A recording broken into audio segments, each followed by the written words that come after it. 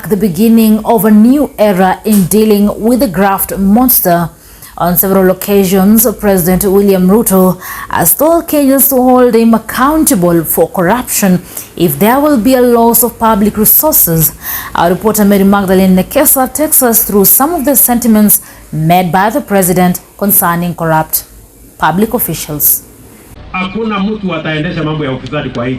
It has been rather business as usual for the corrupt individuals in the country, at least since independence. However, a review of President William Ruto's warning shot to corrupt state officers could mark the beginning of a new era in dealing with the graft monster.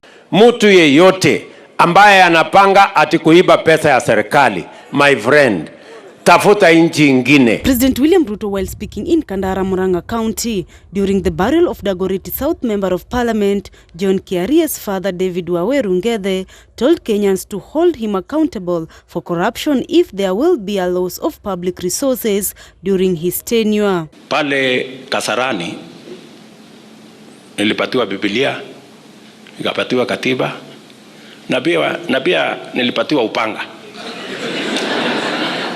Hii upanga hii ni ya kufyeka hawa wafisadi wote na wakora wote. Hiyo I will not spare them. Ruto said that it was unacceptable for funds meant for public use to be misused or stolen by a few individuals at the expense of service delivery. Mkilipa ushuru, nyinyi mniulize. Ikitumika vibaya, I will answer. Si ndio? Mimi ndio ndajibu. Kwa sababu mimi ndio nimeuliza. Speaking during the ministerial contract signing ceremony at State House in Nairobi on Tuesday, August 1st, Ruto specifically warned cabinet secretaries, urging them to refrain from fostering corrupt scandals. Many people maybe mistakenly think that it is a ritual. And that is why people resort to the old incompetent excuses. Whenever things are not clear, they are not aligned, you are not sure what our commitment is, they are ready every day with an appointment. You will go through with them. You know, we are one team. And my economic team is not interested in running any ministry. Speaking on August 16th, during the opening of the 8th Devolution Conference in Eldoret, Uasin Gishu County, while commenting on the Uasin Gishu scholarship scandal, the president promised that all the more than $1 billion shillings stolen will be recovered and perpetrators brought to book. And would like to witness decisive action to bring it to an end. It is poor governance and specifically corruption, manifested through incompetence, negligence, poor professional standards, inefficiency, waste, mismanagement, and outright theft.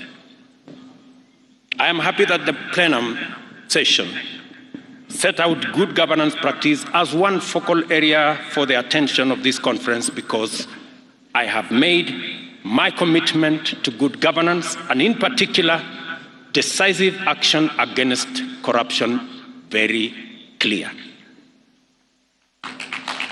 On the 10th anniversary of devolution, we must use the 8th Devolution Conference to speak emphatically to an issue that must disturb all of us. As far as I can tell, it was never the spirit or intent of the people of Kenya to devolve corruption, mismanagement, and malpractice to counties.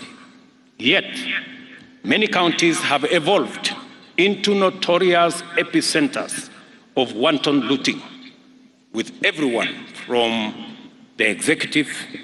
We shall treat corruption at all levels of government as a high priority law enforcement issue requiring expeditious and decisive response. Regardless of position, office or status, any person implicated in the loss of public funds, whether in the national or devolved government, must encounter the punitive consequences of their action in full. I expect the agencies concerned to move with speed and attend to the many cases of corruption that are festering in many counties, including Uasin Gishu County. The aftermath saw the arrest and interrogation of former Uasin Gishu governor and current Senator Jackson Mandago.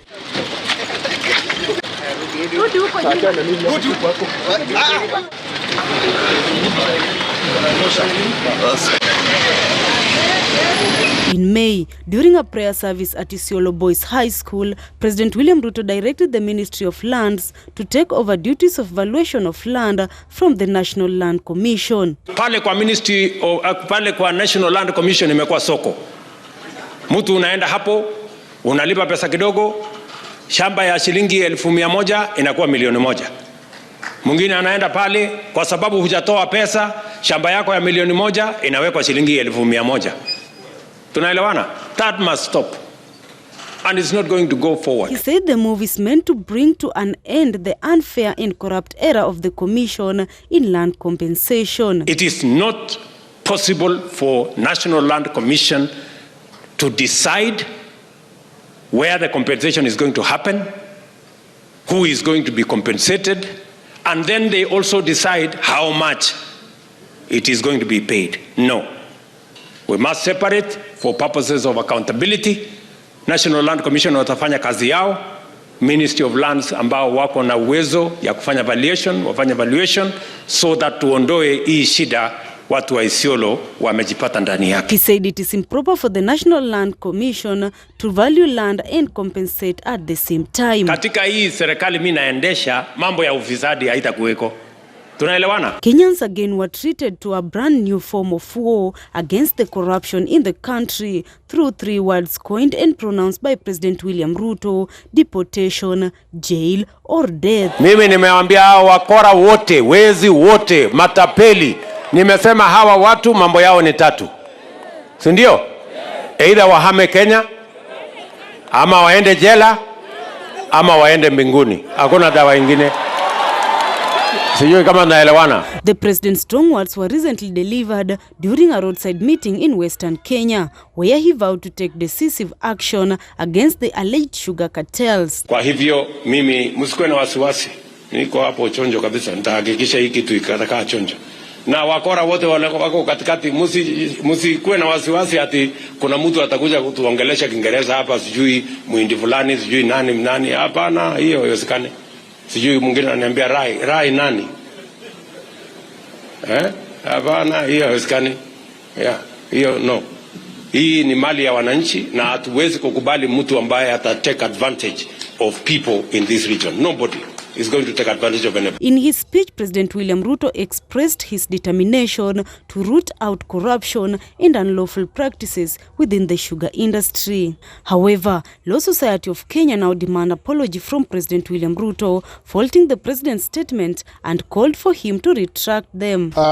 The demand that we want to make on the president is to not only withdraw and apologize for those very, very unfortunate remarks, but also to allow the due process of law to take its course to its logical conclusion. LSK President Eric Theuri voiced his concerns, emphasizing the need for the president to apologize to the Kenyan people for his words. I know that often people will say that the court process is being used to frustrate, but that is a question of perception, because in a court of law we have laws that ensure equality of parties that appear before it, and each party has an opportunity to present the case that they have before an impartial arbiter who is the court. So therefore, to interfere in those processes before the court has made its determination is to undermine the rule of law and the authority of the court as an arbiter, as an independent arbiter and goes against the constitution. The recent problems faced by billionaire sugar investor Jaswant Singh Rai after his alleged kidnapping by people believed to be police officers has been suspected too in regards to the sugar business in the country, with reports showing he was almost single-handedly controlling half the amount of sugar being produced in the country. The latest edition of his fleet of sugar milling factories was the Naitiri Sugar Company, which started milling in May of 2022. Despite the president's tough uphill move to end corruption, there's still more skeletons to deal with, such as the Kimwarer and Arrow Dam scandals. The two major dam projects in East Africa have cost the Kenyan government 14,716,399,280 shillings, despite having never been built. The financing that was already made available is going to be restructured, and the projects are going to start. We intend to clear the court issues in the next 1 month and be able to start the process of negotiating the restructuring of financing, and hopefully we should be able to go on with the construction of these dams in a matter of months. Trees were earmarked for removal, and around 800 people told they will be moved out of flooded areas. 6 years later, and the proposed dams are emblematic of Kenya's slides into debt with only limited benefits from new infrastructure. The government of Italy has also committed to advance 100 million euros in grants and soft loans covering projects in agriculture development. For Maisha Prime, Maisha Television, my name is Mary Magdalene Nekesa.